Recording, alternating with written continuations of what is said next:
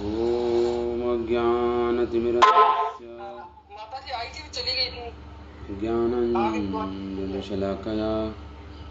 चक्षुरुन्मिलितं येन तस्मै श्रीगुरवे नमः।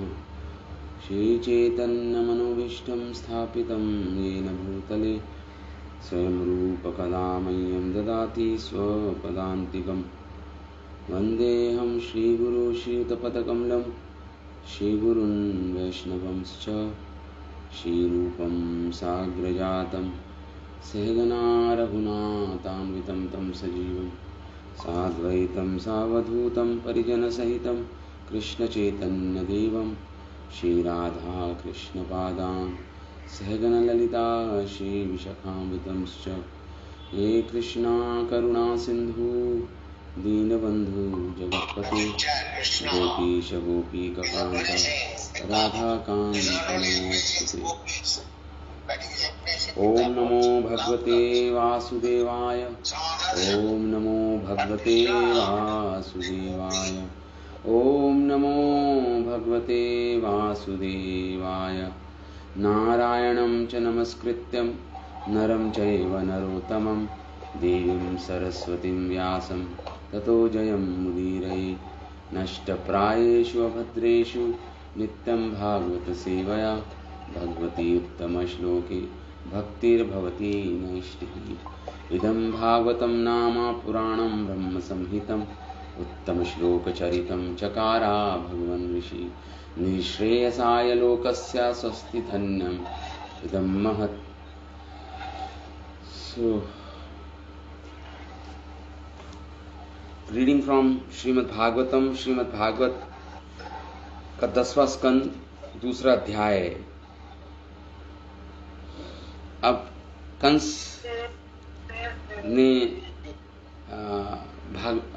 देवकी को मारने का जो कंस के हृदय में जो इच्छा थी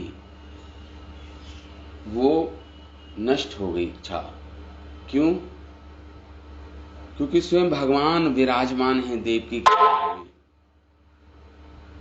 स्वयं भगवान ही विराजमान हैं देवकी के गर्भ में।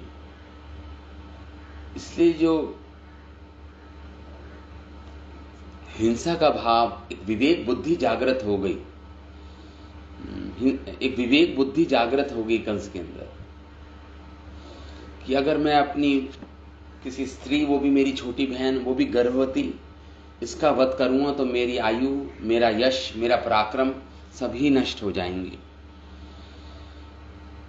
तो इससे अच्छा है मैं 8वां जो गर्भ है देवकी का, जो 8वां जो ये गर्भ है, इसकी प्रतीक्षा करता हूं, इस बच्चे के पैदा होने की प्रतीक्षा करता हूं, जन्म लेने की प्रतीक्षा करता हूं।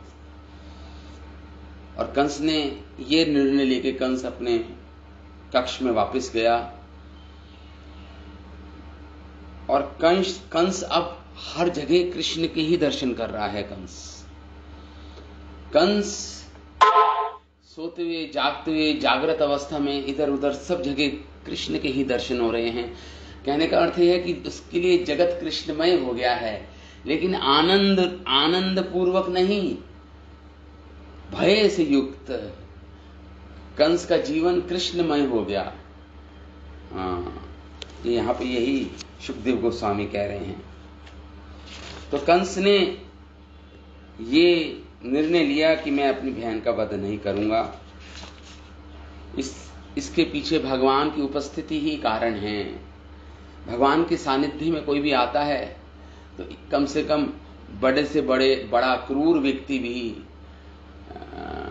थोड़ा सा उसके अंदर विवेक आ जाता है। और इसके बाद कंस अद्यः तस्मिन् आशु में किम करणीय अथन तत्र अर्थतंत्र, कि देखो ये जो विष्णु जो इसके गर्भ में हैं, ये तो अपना पराक्रम करना नहीं छोड़ेगा।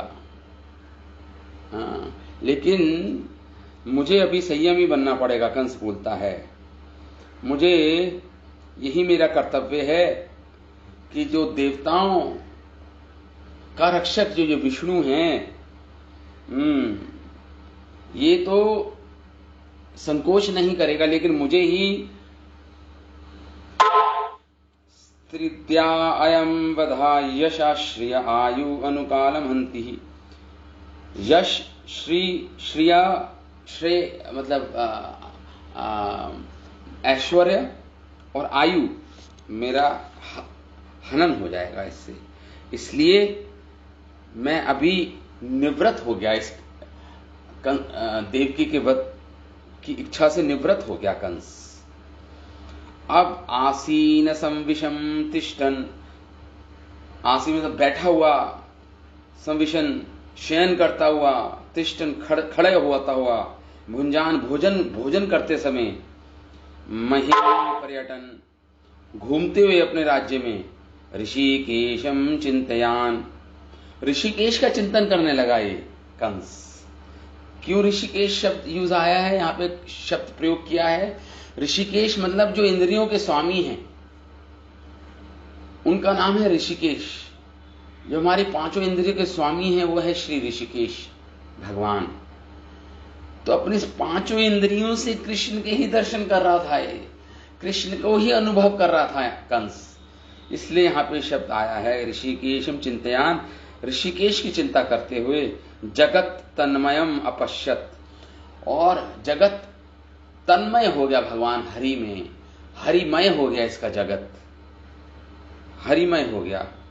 इस प्रकार कंस का विष्णुमय जगत को देखा कंस ने। इस प्रकार अब देवकी के गर्भ में भगवान का प्रवेश हो चुका है। देवकी के गर्भ की स्तुति करने अनेक अनेक देवी देवता आए हैं कंस के कारागृह में। केवल वसुदेव और देवकी देख पा रही हैं और कोई नहीं देख पा रहा इस चीज को। ब्रह्मा भवस्तत्रेत मुनिभीर नारद आदि भी, कौन कौन आए हैं देवकी के गर्भ की स्तुति करने? ब्रह्मा जी आए हैं, भगवान शिव आए हैं, मुनि नारद मुनि जी आए हैं, और अनेक अनेक देवी देवता सब सहनुचरे अपनी अपनी पत्नियों के साथ आए हैं।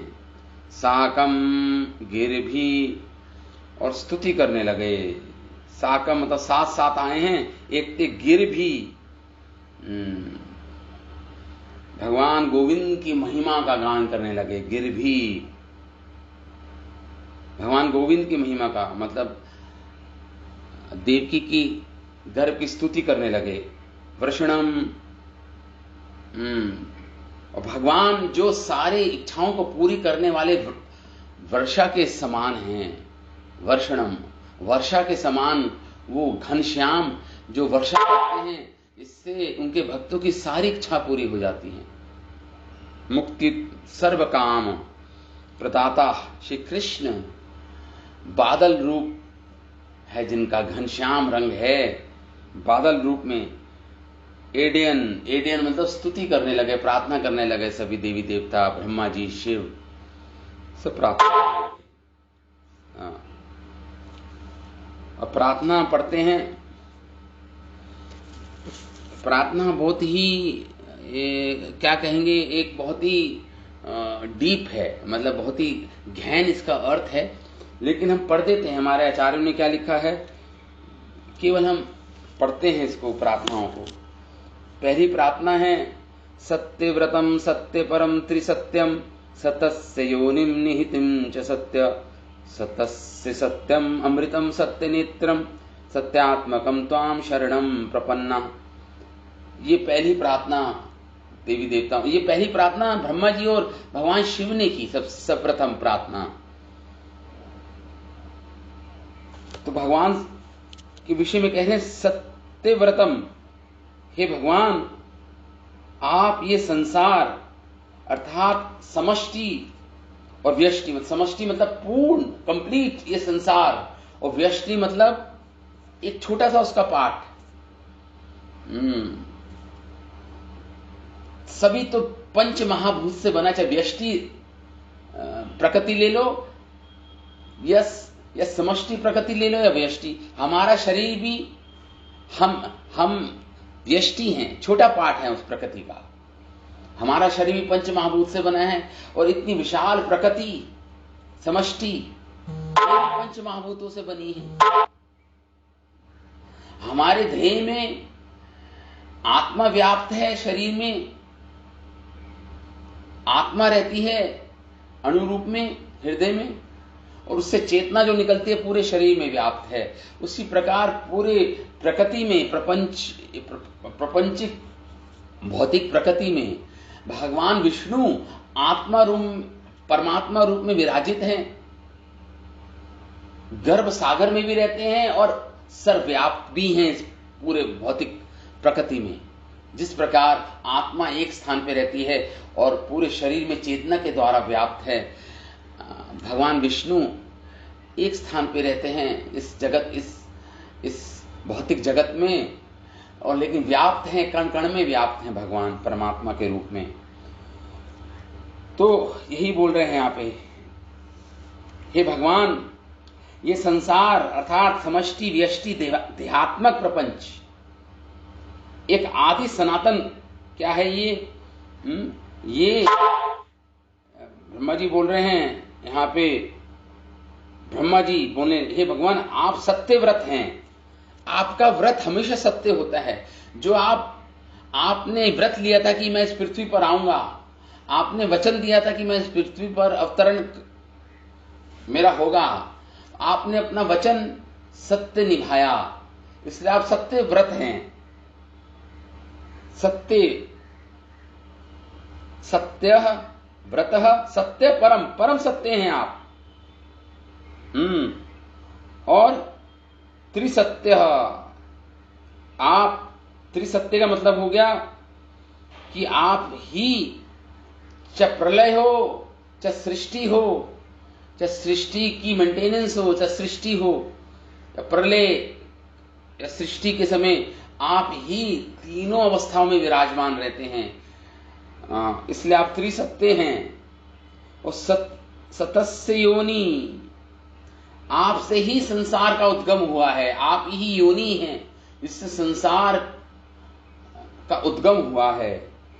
सारे देवी देवता, आपके जितने भी अवतार हुए हैं, सब आपसे ही सबका उद्गम हुआ है, आपसे ही सब जन्म लेते हैं, आप ही मूल दाता हैं सबके।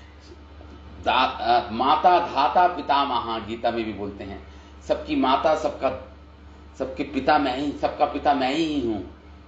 इसलिए भगवान यहां पे बोल रहे हैं ये ब्रह्मा जी और शिव जी स्तुति कर रहे हैं भगवान की, आप त्रिसत्य हैं, पंच और सत्य रूप में पंच महाभूतों में रहते हैं आप, इस पंच महाभूत में छुपे हुए हैं आप, जो दिखने में नहीं आते। पंच महाभूत तो हमें अनुभव में आता है क्योंकि हमारा शरीर भी पंच महाभूत से बना है, लेकिन जो मूल कारण है उस पंच महाभूत की, जिससे पंच महाभूत का अस्तित्व है, वो हमें हमारे अनुभव में, वो ना हमें दिखने में आता है ना अनुभव में आता है। इसलिए आप क्या है, पंच महाभूते के नाश होने पर भी आप सत्य रूप में वर्तमान रहते हैं, इसलिए आप परम सत्य हैं। इस सृष्टि का जब नष्ट हो जाए तो आप ही सत्य के रूप में विराजमान रहते हैं, फिर भी आप रहते हैं। इसलिए सत्यात्मक आनंद रूप आपकी हम शरण ग्रहण करते हैं। तम त्वाम शरणम प्रपन्नाः, ये भगवान शिव और ब्रह्मा जी ने ऐसे इस प्रकार स्तुति की है। और आगे दूसरे देवी देवता और क्या क्या बोलते हैं, और भी, हे भगवान, क्या है, एकायनौ असौ द्विफल स्त्रीमूलश्चतुरसः पंचविधा षडात्मा सप्तवगष्टविटपो नवाक्षु दक्षदी द्विखगो ह्रादि वृक्षः। और क्या स्तुति करते हैं देवी देवता, स्तुति करते हैं कि हे प्रभु, ये भौतिक संसार तो एक वृक्ष के तुल्य है, इसकी उपमा वृक्ष से की गई है। गीता में भी अधम मूलम इदम मूलम अध शाखा, ये संसार की तुलना वृक्ष से की गई है। ऐसे ही देवी देवता कह रहे हैं संसार जो है प्रभु, ये एक सनातन वृक्ष है, ये जिसका ना कोई आदि है ना कोई अंत है। ये भौतिक संसार, ये भौतिक प्रपंच, ये पंच महाभूतों से बना भौतिक सृष्टि, ये एक सनातन वृक्ष के तुल्य है। सनातन मतलब जिसका कोई आदि नहीं है, जिसका कोई अंत नहीं है। ये पंच महाभूत से बना है। इस वृक्ष का आश्रय एक प्रकृति है। जड़ किसका आश्रय रखा है इस वृक्ष ने? प्रकृति का। प्रकृति मतलब भौतिक प्रकृति, मेटेरियल नेचर। सुख और दुख इसके दो फल हैं। इस वृक्ष के दो फल हैं। इस सनातन वृक्ष के, इस भौतिक सृष्टि के, इस मेटेरियल वर्ल्ड के, जिसकी तुलना सनातन वृक्ष से की गई है, इसके दो फल हैं, सुख और दुख। और इसकी 3 जड़ें हैं, सतोगुण, रजोगुण और तमोगुण, जिसके ऊपर टिका हुआ है ये वृक्ष। 3 जड़ें हैं, 3 गुणों का प्रवाह है, 3 गुणों से बनी है ये भौतिक संसार। 3 गुणों की तो रचना है, त्रिगुणात्मक है ये संसार। और वो इस वृक्ष की जड़ें हैं, 3 गुणों से बनी हैं। इनके ही कॉम्बिनेशन और परम्यूटेशन से संसार, भौतिक संसार की सृष्टि होती है। लेकिन ठीक है, भगवान विष्णु जब देखते हैं ये 3 गुण रहेंगे, लेकिन जब तक भगवान विष्णु नहीं देखेंगे या ईक्षण करेंगे या अपनी शक्ति संचारित नहीं करेंगे, जब तक ये 3 गुण अपने इनर्ट फॉर्म में रहेंगे, आपस में एक दूसरे से नहीं संयोग वियोग करेंगे। लेकिन जब भगवान देखते हैं, शक्ति संचारित करते हैं, तो ये 3 गुणों में आपस में परस्पर संयोग और वियोग करने की शक्ति आ जाती है। सृष्टि का आरंभ शुरू हो जाता है। लेकिन मूल कारण ये 3 गुण ही हैं। 3 मोड्स ऑफ मेटेरियल नेचर, जो इस सनातन वृक्ष, इस भौतिक संसार जिसमें हम रह रहे हैं, उसकी 3 जड़ें हैं। और इस वृक्ष में 4 प्रकार के रस हैं। वो हैं हमारे 4 चतुर पुरुषार्थ। 4 पुरुषार्थ है ना जीवन के, धर्म, अर्थ, काम और मोक्ष। 4 पुरुषार्थ हैं ये उस सनातन वृक्ष के 4 रस के तुल्य हैं ये। और इस वृक्ष को कैसे जानते हैं? इस वृक्ष को हम अपनी इंद्रियों के द्वारा इस भौतिक संसार का ज्ञान लेते हैं। हमारे पास 5 ज्ञानेंद्रिय हैं ना, नाक, कान, नासिका, स्पर्श, रसना, जीवा। ये 5 ज्ञानेंद्रियों से हम इस सनातन वृक्ष का ज्ञान लेते हैं। हम इस भौतिक संसार में जिसमें हम रहते हैं, उसका ज्ञान अर्जित करते हैं, हम एकत्रित करते हैं। और कह रहे हैं शोक, और इसके 5 प्रकार का इस भौतिक संसार, ये वृक्ष है, स्वभाव है इसका। स्वभाव क्या है? 5 प्रकार, शोक, मोह, जरा, मृत्यु, क्षुधा और पिपासा। ये 6 प्रकार का स्वभाव है इस भौतिक संसार का। ये है इस भौतिक संसार में क्या? शोक, मोह, बुढ़ापा, मृत्यु, प्यास और भूख।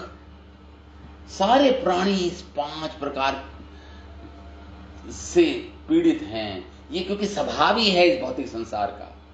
5 प्रकार की चीजें हैं ये इस भौतिक संसार में, स्वाभाविक है होना ये इस भौतिक संसार के लिए। और बता रहे हैं यहां पे, और इस वृक्ष की छाल, जो बार्क होता है, छाल, 5 प्रकार की छालें हैं। 7 धातुओं से बनी ये 7 जो धातु हैं संसार में, वो इस वृक्ष की छाल है। इस भौतिक वृक्ष की छाल है जो 7 धातुओं से बनी है। 7 धातु है ना हमारे शरीर में भी, देखो आप, 7 धातु, सप्त धातु बोलते हैं। हमारी क्या क्या है सप्त धातु? त्वक चमड़ी, नाड़ी, रुधिर, मांस, मेद, अस्थि और शुक्र, वीर्य, शुक्र, ये 7 धातुएं इस वृक्ष की छाल है। फिर आगे कहते हैं इस वृक्ष की 8 शाखाएं हैं। इस वृक्ष की 8 शाखाएं हैं। क्षिति, अप, तेज, मारुत मतलब वायु, व्योम, पंच महाभूत, व्योम बोलते हैं उसको, मन, बुद्धि और अहंकार, ये 8 शाखाएं हैं इसकी। क्षिति, अप मतलब अपो नलो वायु, अप मतलब जल, तेज मतलब अग्नि, पृथ्वी, अग्नि, वायु, हवा, ये पंच महाभूत, व्योम, ये और 3 सूक्ष्म एलिमेंट्स, मन, बुद्धि और अहंकार, ये सूक्ष्म 3 हैं। इस प्रकार इस वृक्ष की 8 शाखाएं हैं और इस वृक्ष में मुख, इसके 9 द्वार हैं। इसके द्वार हैं इस वृक्ष के। मुख, 2 नासिका, 2 नेत्र, 2 कान, 2 मलमूत्र के छिद्र, ये 9 द्वार हैं। और इस वृक्ष के 10 पत्ते हैं। 10 पत्ते हैं इस वृक्ष पर। वो है 10 प्रकार की वायु हमारे शरीर में जो है। 10 पत्ते कौन कौन से हैं? हमारी जो वायु है, प्राण वायु, अपान वायु, व्यान वायु, उदान वायु, समान वायु, नाग, और ये वायु है, नाम है वायुओं के, कूर्म, क्रकल, देवदत्त और धनंजय, ये प्राण हैं हमारे शरीर में। इनकी तुलना इस सनातन वृक्ष के 10 पत्तों से की गई है। ये 10 वायु हैं जो हमारे, जिसके कारण हमारा शरीर चलता है, सोचता है, जो कार्य कर सकता है अपना। ये 10 प्रकार की वायु घूमती रहती है हमारे शरीर में और अलग अलग कार्य है सबका। ये 10 पत्ते हैं। इस वृक्ष पर कह रहे हैं 2 पक्षी बैठे हैं। 2 पक्षी बैठे हैं इस वृक्ष पर। एक तो जीवात्मा, एक परमात्मा। इस वृक्ष पे 2 पक्षी बैठे हैं। ये भगवान आगे क्या बोल रहे हैं? सत्य व्यमक एवस्य सता प्रसुतत्वम सन्निधानम अनुग्रश्च त्वत्माया संव्रत चेतस त्वाम पश्यति नानाच विपश्चितो। ये आगे देवी देवता प्रार्थना कर रहे हैं भगवान की से, देवकी की गर्भ में जो भगवान विराजित हैं। कह रहे हैं कि हे भगवान, जो ये प्रपंच रूप संसार है, सनातन वृक्ष है, इसके एकमात्र कारण आप ही हो। इसे उपादान कारण बोलते हैं, मतलब आप ही निमित्त कारण हो, आप ही उपादान कारण हो। निमित्त कारण मतलब उपादान कारण। जैसे कुम्हार होता है ना, जब मटका बनाता है तो 2 कारण होते हैं मटके बनाने के। एक तो अवयव, इंग्रेडिएंट्स, मिट्टी जिससे वो संसार बना रहा है, उसको बोलते हैं उपादान कारण।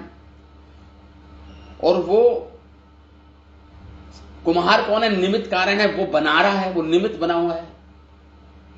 और मिट्टी से बना रहा है, वो हो गया उपादान कारण। तो भगवान आप ही निमित्त कारण है, आप ही उपादान कारण है इस भौतिक सृष्टि के। एकमात्र आप में ही ये लय प्राप्त होता है और आपके अनुग्रह से इसका पालन होता है। देखिए, सब कुछ भगवान ही है ऐसा कर रहे हैं। सृष्टि, पालन, संहार सब भगवान ही कारण हैं।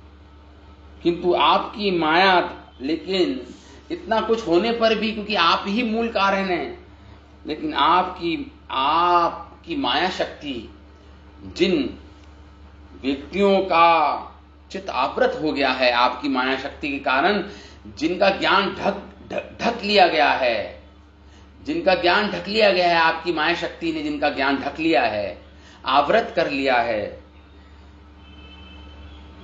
हाँ, आवृत हो रहा है।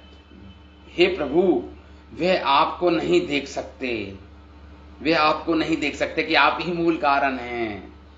आप ब्रह्मा, विष्णु, शिवादि अनेक रूपों में देखते हैं, आपको, जिनका ज्ञान ढक लिया गया है, वह आपको कभी ब्रह्मा के रूप में देखते हैं, कभी शिव के रूप में देखते हैं, आपको ही सारे दूसरे देवी देवताओं के समतुल्य मानते हैं, समान मानते हैं।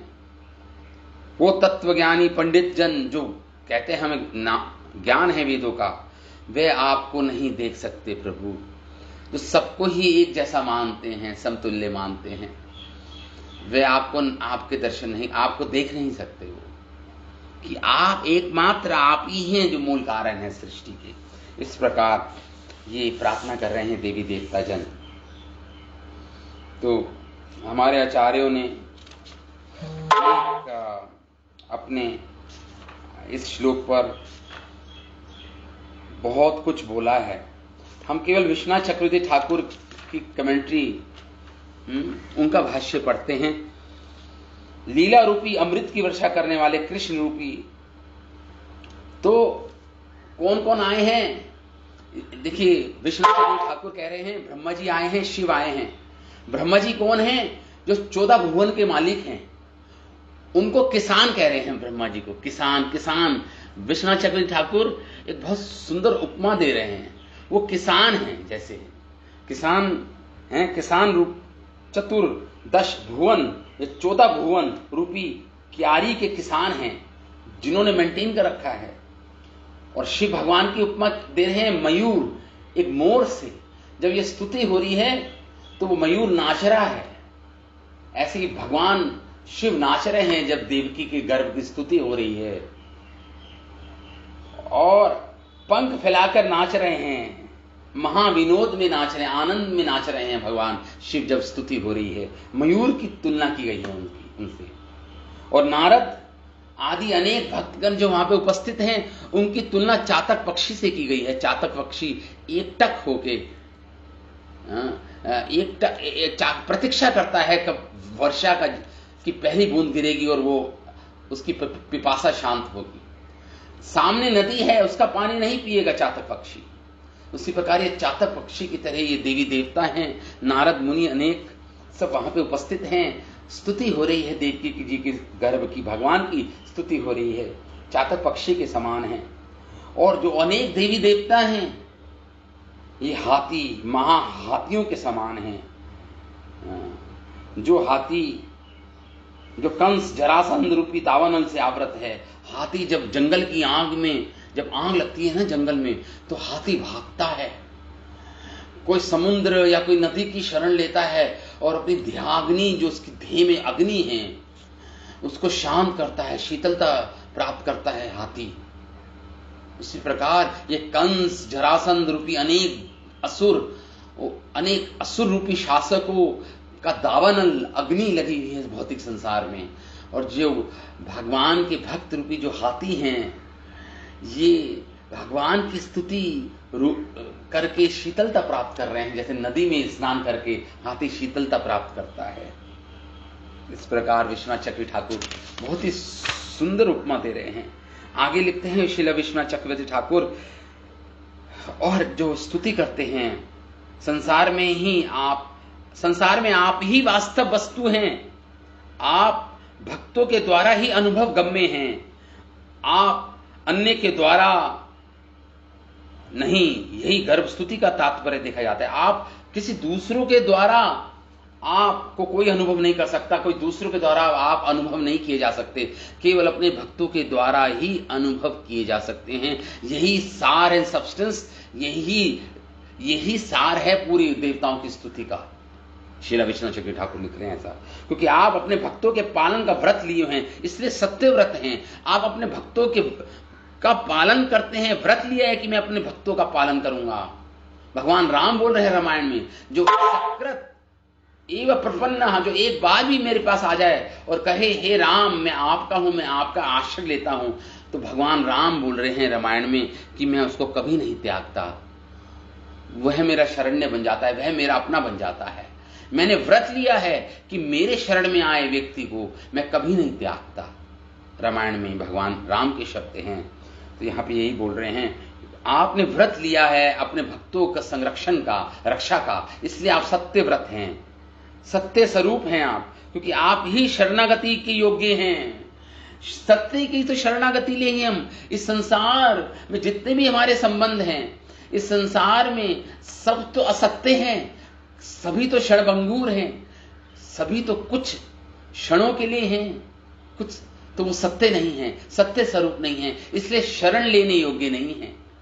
एकमात्र सत्य स्वरूप तो भगवान ही हैं जो शरण लेने योग्य हैं। इस तात्पर्य को प्रकट करते हुए स्तुति करते हैं, आपका यह नियम सत्य है, जैसे कि आपने वचन दिया, मैं सर्वदा अभय प्रदान करता हूं, ये मेरा व्रत है। अपने भक्तों का पालन करने वाले अन्य देवता भी हैं, परंतु वह स्वयं अनित्य हैं। जितने देवी देवता हैं वो खुद भी अनित्य हैं,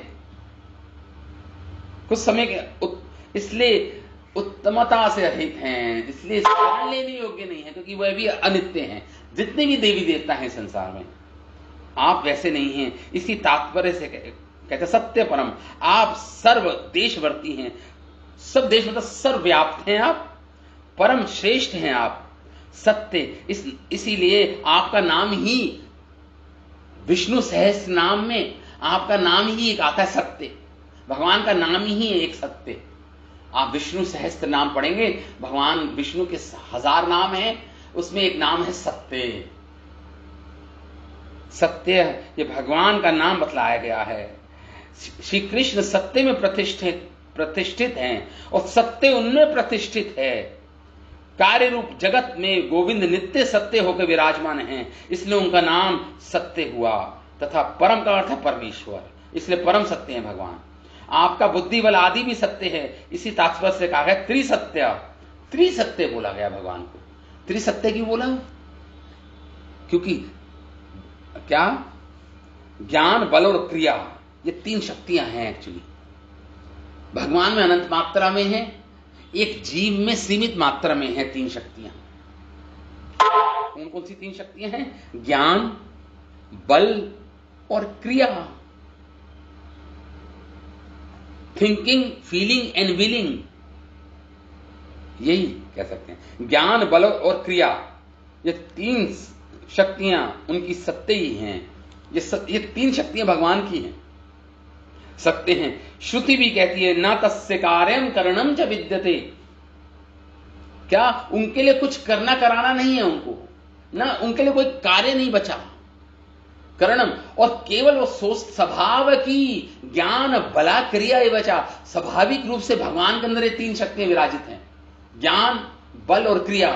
भगवान ने सोचा और ये 3 शक्तियां एक्शन में आ जाती हैं। ये 3 शक्तियां के अंदर क्रियाशील हो जाती है। 3 शक्तियां भगवान के सोचने मात्र से, इच्छा मात्र से। हमें तो करना पड़ता है ना, हमें तो सोचना पड़ता है, फिर अपने आप को लगाना पड़ता है, जब जाके कोई कार्य संपन्न होता है। वो भी पक्का नहीं है कि वो कार्य का संपन्न होगा भी या नहीं, हो सकता है उसमें फेलियर ही मिल जाए, हम असफल हो जाए उस कार्य में। लेकिन भगवान की इच्छा मात्र से ये 3 शक्तियां ज्ञान, बल और क्रिया शक्ति अब क्रियाशील हो जाती हैं और भगवान का कार्य हो जाता है। इसलिए भगवान का नाम त्रिसत्य भी है। 3 त्रिसत्य भगवान को बोला है देवी देवताओं ने। उनकी पराशक्ति है और क्रिया, ज्ञान, ये स्वरूप स्वभाव की है। ये स्वाभाविक है, ऐसा नहीं कुछ बाहर से कोई शक्ति आनी है, स्वाभाविक नेचुरल है भगवान के अंदर। ये इन 3 शक्तियों विराजित है। ये 3 शक्तियां अनंत मात्रा में है। 3 शक्तियां अनंत मात्रा में, इनफाइनाइट, स्वाभाविक है। सत्यस्य योनि, आपके अंश भी सत्य हैं, इसलिए जो भगवान से ये संसार निकलता है ये भी सत्य है। मायावादी कहते नहीं संसार जगत मिथ्या, जगत मिथ्या, ये जगत मिथ्या है, सत्य नहीं है। ब्रह्म सत्य है, जगत मिथ्या। ये ब्रह्म मतलब जो निराकार निर्विशेष पर ब्रह्म है, यही सत्य है। बाकी ये 5 महाभूतों से बना संसार असत्य है, ऐसा बोलते हैं मायावादी जन, शंकराचार्य के अनुयायी, जगत गुरु शंकराचार्य के अनुयायी।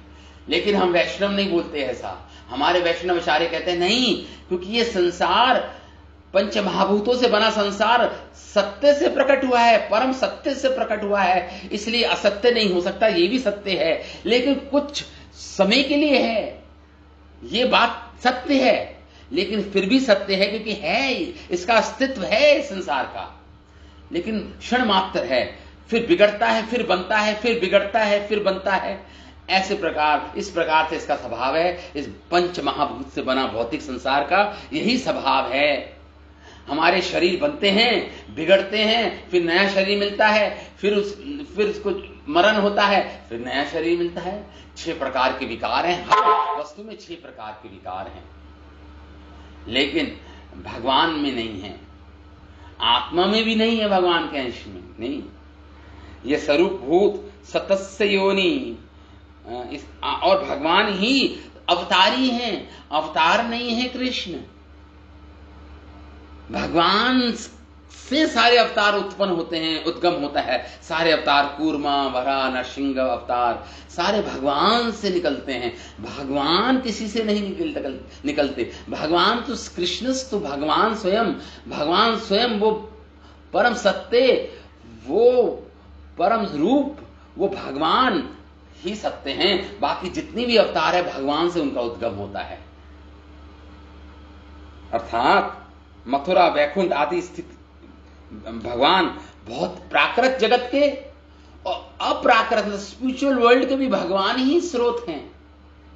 अप्राकृत जगत के भी भगवान स्रोत हैं, जो इस भौतिक पंच महाभूतों से नहीं बना। अप्राकृत जगत, अध्यात्म, वैकुंठ, मथुरा, साकेत धाम, द्वारका धाम, वो इस भौतिक संसार के पंच महाभूतों से नहीं बने धाम। ये भगवान के धाम है, नित्य विराजमान रहते हैं, शाश्वत धाम है ये भगवान के। ये सारी स्तुति कर रहे हैं। तो भगवान भगवान की चक्षु हैं, ये ब्रह्म चक्षु की भी चक्षु हैं। भगवान, देखिए वेदों में आता है, भगवान सबकी दृष्टि के दृष्टि हैं, भगवान चक्षु के चक्षु हैं, भगवान कानों के कान हैं, क्योंकि कानों में जो शक्ति आ रही है सुनने की, वो भगवान से ही आ रही है। मूल कारण भगवान ही है।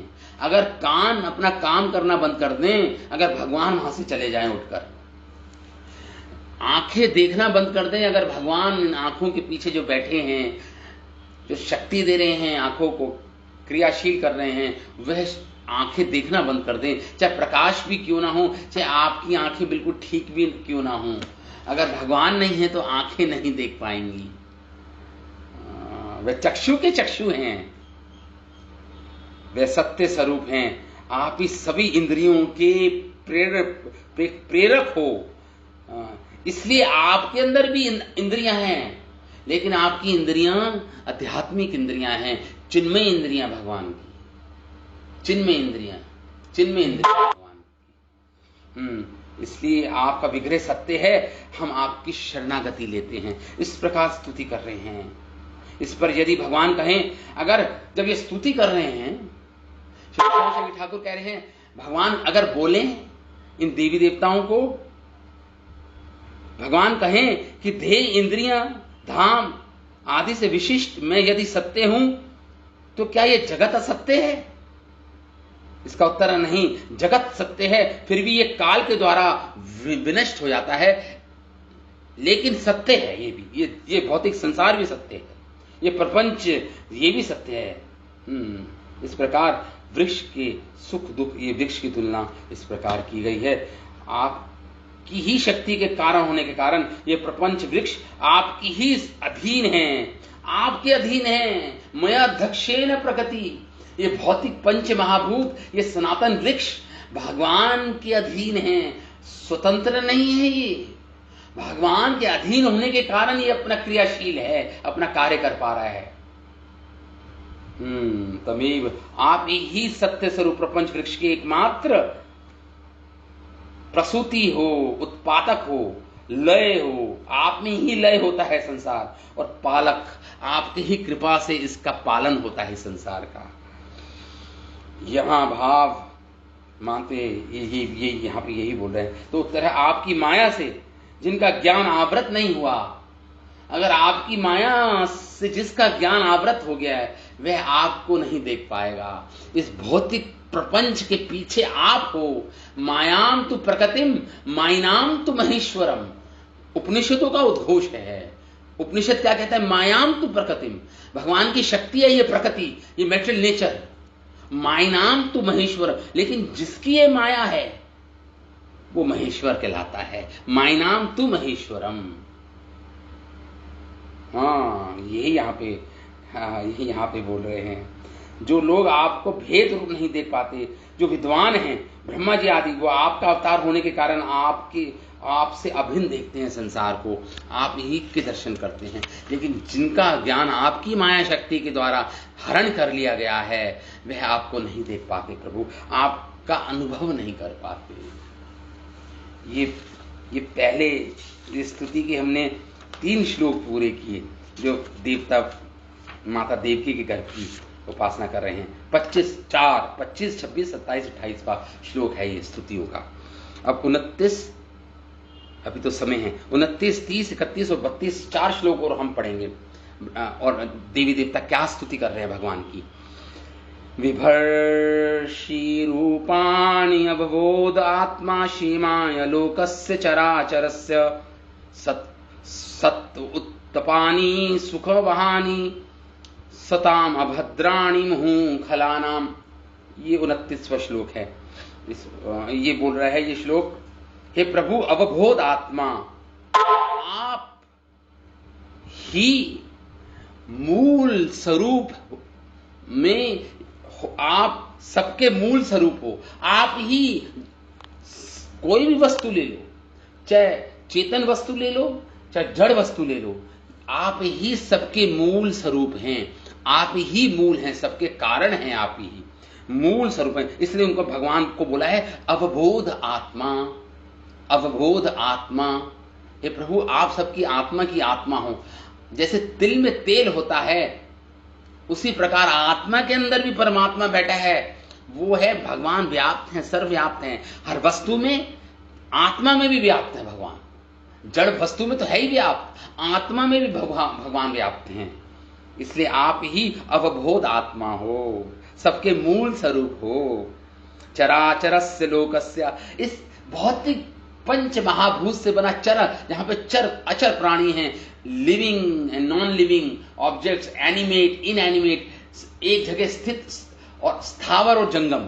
स्थावर और जंगम मतलब जो एक जगह स्थित रहते हैं वो स्थावर, जैसे वृक्ष आदि, और जंगम मतलब वो प्राणी जो विचरते हैं इधर उधर। वो दोनों आप ही चराचरस्य लोकस्य पाल क्षेमाय, आप ही पालन करते हो सारे चराचर प्राणियों का। क्षेमाया सताम, इसलिए जो भक्त होते हैं आपके, सताम मतलब जो आपके भक्त होते हैं, जो संत जन होते हैं, सताम सुखवहानि, अपने भक्तों के सुख के कारण आप ही होते हैं। आप क्यों आते हो इस संसार में अवतार लेके? आप अपने भक्तों को सुख देना चाहते हो। आप अपनी लीला का विस्तार क्यों करते हो? अपने भक्तों के लिए।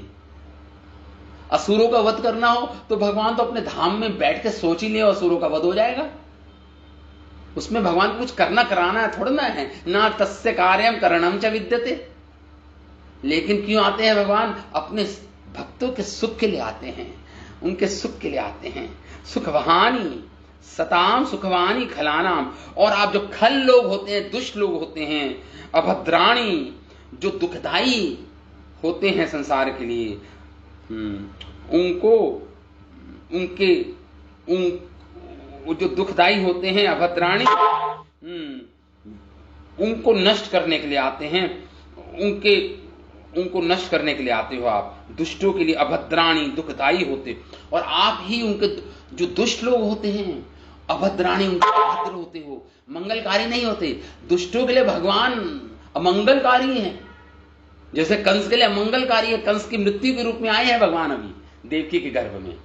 तो जो दुष्ट लोग होते हैं उनके लिए तो अमंगलकारी हैं भगवान, लेकिन अपने भक्तों के लिए मंगलकारी हैं भगवान।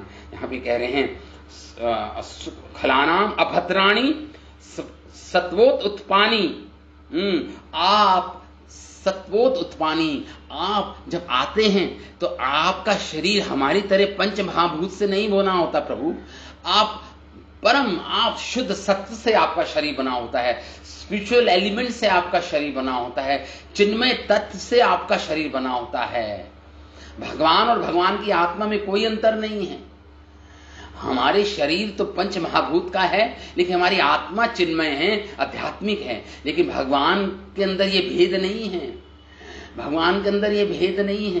भगवान और भगवान की आत्मा में कोई भेद नहीं है। इसे स्वगत भेद बोलते हैं संस्कृत की टेक्निकल लैंग्वेज में। स्वगत भेद मतलब भगवान का शरीर भी चिन्मय है, भगवान भी चिन्मय है, भगवान की इंद्रियां भी चिन्मय हैं, सारी चीज भगवान की चिन्मय है। यहाँ पे बोला सतोगुण से बनी है, मतलब शुद्ध सत्य से, शुद्ध सत्व से बनी है आपकी हर वस्तु। इसलिए आप सचिदानंद घन कहलाते हैं। सचिदानंद, सत चित आनंद घन कहलाते हैं भगवान। रूपाणी, और आप अनेक रूपों में आते हैं, अवतार लेते हैं। मत्स्य रूप, कूर्म रूप, अनेक अनेक अवतारों के रूप में आप विविध रूप। मुहु, प्रयोजन क्या होता है? आप युग युग में मुहु बारंबार आते हैं, अनेक अनेक अवतार लेकर। विभर्षि, आप प्रकट करते हो, अपने विभिन्न रूपों को प्रकट करते हो प्रभु आप। लेकिन आप जिस रूप में अभी आए हो कृष्ण के रूप में, ये तो आपका मूल रूप है। ये मत्स्य रूप, कूर्मा रूप, नरसिंहदेव भगवान का रूप, वो तो भगवान रूप धारण करते हैं। लेकिन मूल रूप में आप श्री कृष्ण जो मूल रूप में आए हैं, स्वयं वो अवतारी हैं, वो आए हैं। अंबुजाक्ष एके त्वयाम्बुजाक्ष अखिल सत्वधाम्नि समाधिना वेशित चेतसेके त्वत्पाद पावतेन महत्कृतेन कुर्वन्ति गोपवत्स पदम भवाब्दिम। बहुत सुंदर प्रार्थना कर रहे हैं देवी देवता, भगवान से कह रहे हैं प्रभु अंबुजाक्ष, हे कमल नयन कृष्ण, अंबुजाक्ष एके, जो विवेकी गण हैं, जो संत जन हैं संसार में, जो विवेकी, जिनके अंदर विवेक है, जो ज्ञान है जिनके अंदर, एके अखिल सत्वधामनी, वह ये समझते हैं कि आप ही शुद्ध सत्व से बने हो, आप चिन्मय हो। अखिल सत्वधामनी, आप शुद्ध सत्व से बने हो, आपका देह शुद्ध सत्व से बना है। त्वयि समाधिना आवेशित चेतसाम, और वो अपने आपको एकाग्रता समाधि में देख पाते हैं। वो अपनी चित्त की एकाग्रता जब हो जाती है तब वे आपके दर्शन कर पाते हैं, और अपने मन को आपके अंदर आवेशित, आपके अंदर समर्पित कर देते हैं। अपने चित्त को समाधि अवस्था में, अपने चित्त को आपके अंदर निवेशित कर देते हैं, समाधिस्थ कर देते हैं। महत्कृतेना, और गुरु की कृपा से, आचार्यों की कृपा से, महत मतलब उनकी कृतेना, उनकी कृपा से, तत्पाद पोतेना भवाब्दिम गोवत्स कुर्वन्ति, आप तत्पाद पोतेना, आपके चरण रूपी नाव, पोतेना मतलब होता नाव, और पाद मतलब होता चरण। भगवान की चरण रूपी नाव पर बैठते हैं वो संत जन आपके, जो अपने चित्तवृत्ति को, अपनी चित्तवृत्ति जो इतनी चंचल होती है, आपके चरणों रूपी नौका पर बिठा देते हैं वो संत जन। भवाब्दिम, और फिर क्या होता है इसका क्या फल मिलता है? भवाब्दिम, इस संसार, भयानक संसार सागर को आपकी चरण रूपी नौका पे बैठ के वो भव सागर से पार हो जाते हैं प्रभु। अपनी चित्त को आपके चरण रूपी नौका पर बिठा देते हैं, और इस भव सागर को वो सरलता से पार कर जाते हैं। उदाहरण दिया, कितनी सरलता से? भगवान पूछे कितनी सरलता से? तो कह रहे हैं गोवत्स पदम कुर्वन्ति। जिस प्रकार बारिश में आपने देखा होगा, एक बछड़ा होता है, जब वो चलता है तो उसके गोखुर के निशान पड़ जाते हैं, और उसमें थोड़ा सा पानी भर जाता है। तो ये महासमुद्र भव सागर, ये गोखुर में भरा पानी के समान, कोई भी पार कर ले, छोटा सा बच्चा भी पार कर ले उस गोखुर में भरे पानी को। तो ये भवसागर रूपी महासमुद्र, भयानक समुद्र को पार करना अति दुर्लभ है, दुर्लभ्यम है। लेकिन ये क्या बन जाता है भक्तों के लिए? ये गोक्षुर पदम, गोक्षुर पदम मतलब छोटे बछड़े का छोटा सा पैर के निशान जब पड़ते हैं, गड्ढा बन जाता है गीली मिट्टी पर, उसमें जो पानी भर जाता है उसके समान बन जाता है प्रभु, उसके समान बन जाता है। बहुत सुंदर बोल रहे हैं ये बात। आगे क्या कहते हैं? आगे स्वयं समुतीरे दुस्तरम द्युमन भवा अर्णव भीमत अस श्रीमत भ्रम सोहृदा भवत पदाम्बोजरुहान नामत्रते निधाय याता सत अनुग्रहो भगवान। आगे देवी देवता कहते हैं कि हे प्रभु, हे द्युमन, हे स्वप्रकाशित, हे प्रभु द्युमन, हे स्वप्रकाशित, भगवान सद अनुग्रह, आपके भक्तों के प्रति, आप अपने भक्तों के प्रति क्या है? भगवान सद अनुग्रह है। आप अपने भक्तों पे अपनी अतिशय कृपा देते हो अपने भक्तों को। हाँ, अतः अतभ्र सोहृदा, इसलिए आप अपने भक्तों को अपनी कृपा से इस भव सागर से पार करा देते हो। लेकिन जन सामान्य लोगों का क्या कहना है? उनको कौन पार कराएगा? जो साधारण जीव हैं, जो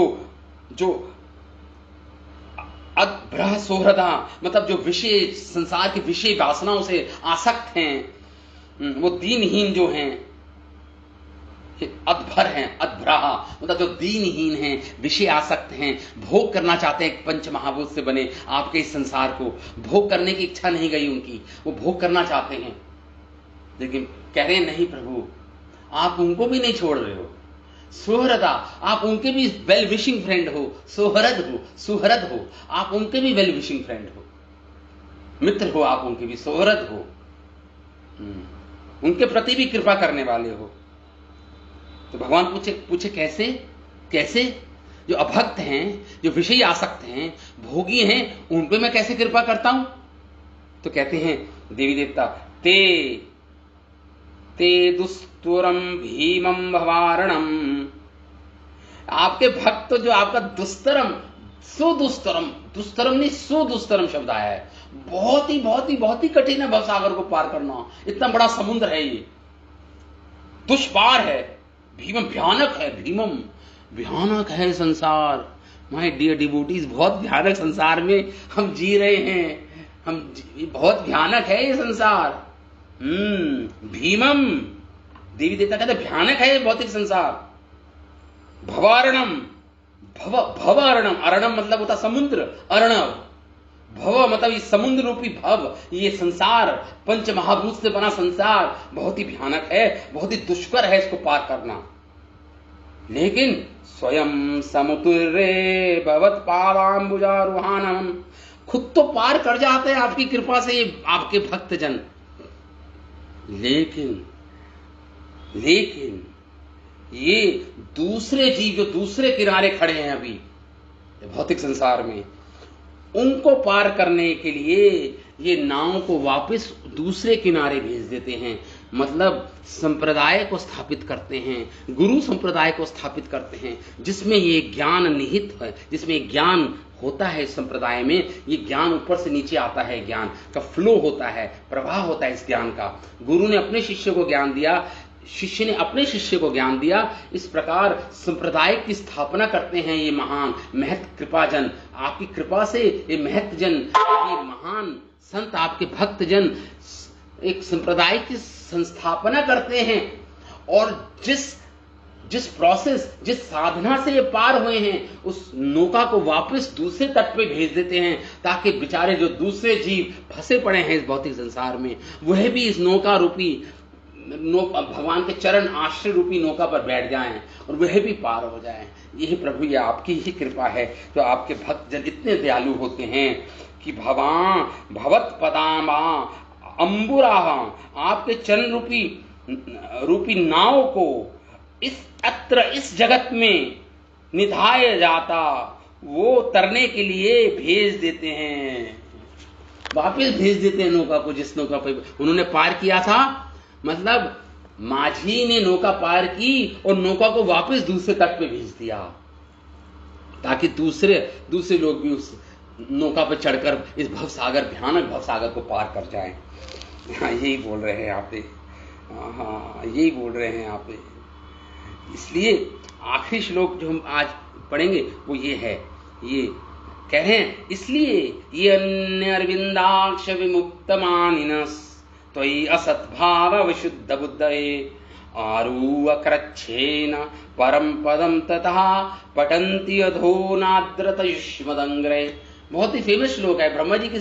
ये बाद में ब्रह्मा जी भी ये स्तुति करेंगे भगवान की। अभी तो देवी देवता स्तुति कर रहे हैं देवकी के गर्भ की। कह रहे हैं ये अन्य अरविंदाक्ष, हे अरविंदाक्ष, हे कमल नयन कृष्ण, हे कमल नयन कृष्ण, हे कमल नयन। तो भगवान पूछे कि जरूरी है भक्ति करना? जो ज्ञानी जन होते हैं, जो बड़े बड़े ज्ञान के मार्ग पे चले होते हैं, क्या वो भवसागर को पार नहीं कर पाएंगे? क्या वो भवसागर को पार नहीं कर पाएंगे? कि इतना नहीं, मेरी शरण में नहीं आते, अपने ज्ञान के बल पर इस भवसागर को पार करना चाहते हैं, क्या वह पार नहीं कर पाएंगे इस भवसागर को? तो देवी देवता कहते हैं नहीं प्रभु, नहीं कर पाएंगे। अपने बल पर आज तक कोई पार नहीं कर पाया इस भौतिक प्रपंच पंच महाभूत से बने भवसागर को, कोई पार नहीं कर पाया है। कह रहे हैं हे कमल नयन कृष्ण, जो आपसे विमुख हैं, जो जन आपसे विमुख हैं, उनकी बुद्धि आपकी भक्ति रहित होने के कारण अशुद्ध है, अशुद्ध बुद्धया, उनकी बुद्धि शुद्ध नहीं है प्रभु। आपकी शरण नहीं ले रहे, वो अपने ज्ञान के बल पर भवसागर को पार करना चाहते हैं प्रभु। वे है अशुद्ध बुद्धि वाले हैं। अशुद्ध मतलब उनकी बुद्धि अशुद्ध है, शुद्ध बुद्धि नहीं है। क्यों? अतः वे क्यों क्या शुद्ध बुद्धि है? कह रहे विमुक्त माने, वो मुक्त नहीं हुए संसार से, लेकिन अपने आप को मानते हैं कि वो मुक्त हो गए हैं। वे मानते हैं, झूठा ही मानते हैं अपने आप को कि वे अपने ज्ञान के बल, अपनी ज्ञान साधना के बल पर इस पंच महाभूत से मुक्त हो गए हैं। विमुक्त मानिनस, अपने आप को मानते हैं, लेकिन प्रभु उनकी बुद्धि अशुद्ध है, वो मुक्त नहीं हुए। सत्य यह है कि आपकी कृपा के बिना, आपकी शरणागति के बिना कोई जीव मुक्त नहीं हो सकता, चाहे कितने ही बड़ा ज्ञानी, ध्यानी, योगी, तपस्वी क्यों ना बन जाए। अविशुद्ध बुद्धि रहेगी और इसके कारण अपने आप को मुक्त मानेगा, लेकिन मुक्त होगा नहीं, वो नहीं होगा। भगवान कहते हैं क्यों नहीं होगा? कह रहे हैं वह देवी देवता कहते हैं आरूवक्रच्छेन परम पदम तथा, वे ज्ञान मार्ग पर बड़े ही कठिनाई कष्टप्रद होके, कष्ट लेकर बड़े ही अनेक जन्मों की तपस्या के बाद ज्ञान मार्ग की प्रकाष्ठा तक पहुंच जाएंगे, ऊंची सीढ़ी तक पहुंच जाएंगे ज्ञान मार्ग की। हाँ, आरूवक्रच्छेन, क्रच्छेन मतलब बड़े ही डिफिकल्टी, बड़े ही मुश्किलों के साथ आरूहित हो जाएंगे, आरूढ़ हो जाएंगे, मतलब चढ़ जाएंगे उस सीढ़ी पर किसी तरह बल लगाकर, क्रच्छेन परम पथ पर पहुंच जाएंगे। लेकिन पठन्ति अधो नाद्रत युष्मदंग्रहि, लेकिन पुनः उनका पतन हो जाएगा इस भौतिक पंच महाभूत से बना ये भौतिक जगत में, पुनः उनका पतन होगा प्रभु। पठन्ति, पतन होगा उनका। भगवान कहेंगे क्यों पतन होगा? परम पद तक तो पहुंच गए हैं वो, क्यों पतन होगा? देवताओं से पूछ रहे भगवान क्यों पतन होगा उनका? वो परम पद तक पहुंच गए हैं इतनी अनेक जन्मों की साधना के बाद। कह रहे हैं पठन्ति अधो नाद्रत युष्मदंग्रे, हे प्रभु आपके दोनों चरणों का अनादर करने के कारण, आपके भक्ति को स्वीकार ना करने के कारण, आपका अनादर करने के कारण, वो कारण बनेगा उनके पतन का, वो उनके पतन का कारण बन जाएगा। ऐसे ज्ञानियों का, योगियों का आपके चरण कमलों का अनादर करने के कारण वे पतित, पुनः पतित हो जाएंगे। इस पंच महाभूत से बने इस भौतिक संसार में पुनः वे पतन हो जाएगा, गिर जाएंगे, इस भौतिक संसार में गिर जाएंगे प्रभु जी वो। इस प्रकार देवी देवता स्तुति कर रहे हैं भगवान की। हाँ, और आगे की स्तुति हम आगे पढ़ेंगे। आज तो 9:01 हो गया। आगे जो स्तुति करेंगे देवी देवता वो हम आगे पढ़ेंगे। ठीक है, मैं अभी विराम देता हूँ यही श्रीमद् भागवतम की कथा को। आज भीमा एकादशी है, पांडव निर्जला एकादशी है। बहुत ही इस दिन भगवान कृष्ण की कथा सुनना, बोलना, भगवान का नाम लेना, भगवान से संबंधित कोई भी कार्य करना 100 गुना अधिक फल मिलता है। आज के दिन 100 गुना अधिक फल मिलता है, 100 गुना अधिक फल मिलता है। क्योंकि आज के दिन भीम, जिनकी उदराग्नि इतनी प्रज्वलित होती थी, इतनी तेज थी कि वो कभी भी कोई व्रत रखने की सोच भी नहीं सकते थे, वह महर्षि वेद व्यास के पास गए। महर्षि वेद व्यास से कहा, प्रभु हे गुरुदेव, मैं कैसे व्रत का पालन करूं? मेरी तो भूख इतनी तेज है, उदराग्नि, जठराग्नि प्रज्वलित रहती है मेरी। महर्षि वेद व्यास ने आशीर्वाद दिया भीम को आशीर्वाद दिया और कहा, आज के दिन कोई भी भक्त, हे भीम, जो व्रत रखेगा एकादशी का निर्जल, उसको 100 गुना अधिक फल मिलेगा दूसरी एकादशियों के से अगर तुलना की जाए। दूसरी एकादशियों से उसको 100 गुना अधिक फल मिलेगा। अगर पूरे साल के एकादशी को एक तराजू में तो लिया जाए और पांडव निर्जला एकादशी को एक तराजू में रखा जाए तो पांडव निर्जला एकादशी ज्यादा भारी है। भगवान स्वयं पद्म पुराण में, स्कंद पुराण में इस बात को बोल रहे हैं कि पांडव निर्जला एकादशी मुझे बहुत अति प्रिय है। जो ये रखता है उसको पूरे साल भर की एकादशी रखने का फल प्राप्त हो जाएगा। कोई भी अगर आपको त्रुटि हुई है किसी भी एकादशी में, उसका फल आपको, वो त्रुटि हट जाएगी, उसका फल आपको मिल जाएगा। महान पर्व है ये, भगवान को अति प्रिय है ये पांडव निर्जला एकादशी। और इसमें हमें भगवान की कथा, भगवान का नाम ज्यादा से ज्यादा लेने का प्रयास करना चाहिए, क्योंकि 100 गुना अधिक फल मिलेगा हमें। तो इसलिए आज बहुत ही शुभ अवसर पर हम भागवत कथा कर रहे हैं। तो आप सबका आप सब धन्यवाद। हरे कृष्णा हरे कृष्णा। मुझे समझ नहीं आया आपने क्या बोला प्रभु जी। तो बिना पानी का रहा जाएगा ना प्रभु जी? पानी नहीं पीना ना इसके अंदर? हाँ, पानी भी नहीं पीना होता है, लेकिन सजल कर सकते हो, जल के साथ भी कर सकते हो। अगर वो भी संभव नहीं है तो फल ले सकते हो। अगर साधना में मन नहीं लग रहा, नाम में मन नहीं लग रहा, कष्टप्रद हो गया है, कब होगा, तो उससे अच्छा थोड़ा फल ले सकते हो, जल ले सकते हो और अपने नाम 32 माला कर सकते हो, ज्यादा माला कर सकते हो, ज्यादा भागवत का पठन कर सकते हो। ये सब आप उस पर ज्यादा ध्यान देना है, उस पर ज्यादा हमारा ध्यान होना चाहिए। अगर आपका शरीर कष्ट में, अगर आपका शरीर नहीं सहन कर पा रहा है इतनी तपस्या को, तो आपको कुछ ले लेना चाहिए और अपनी शांत मन से अपनी तपस्या, अपनी साधना, अपनी भक्ति को आज के दिन करना चाहिए। आपको कोशिश करनी चाहिए कि रात के 2-3 बजे तक जागरण हो और जप करो, पठन करो। कोशिश करनी चाहिए जितना हो सके, यथाशक्ति जितनी शक्ति है उसके अनुसार हमें आज का इस पर्व है, ये आज हमारे लिए वैष्णवों के लिए पांडव निर्जला एकादशी पर्व है। इस पे हमें बड़े ही सावधानी पूर्वक भगवान का भजन करना चाहिए। ठीक है, तो मैं यहाँ पे विराम देता हूँ। महर्षि वेद व्यास की जय, दंडवत प्रणाम, श्रीमद् भागवत ग्रंथ की जय, जय जय जय सुखदेव गोस्वामी, आप सबकी जय हो, जय हो, वैष्णव की जय हो। दंडवत प्रणाम। हरे कृष्णा हरे कृष्णा हरे कृष्णा।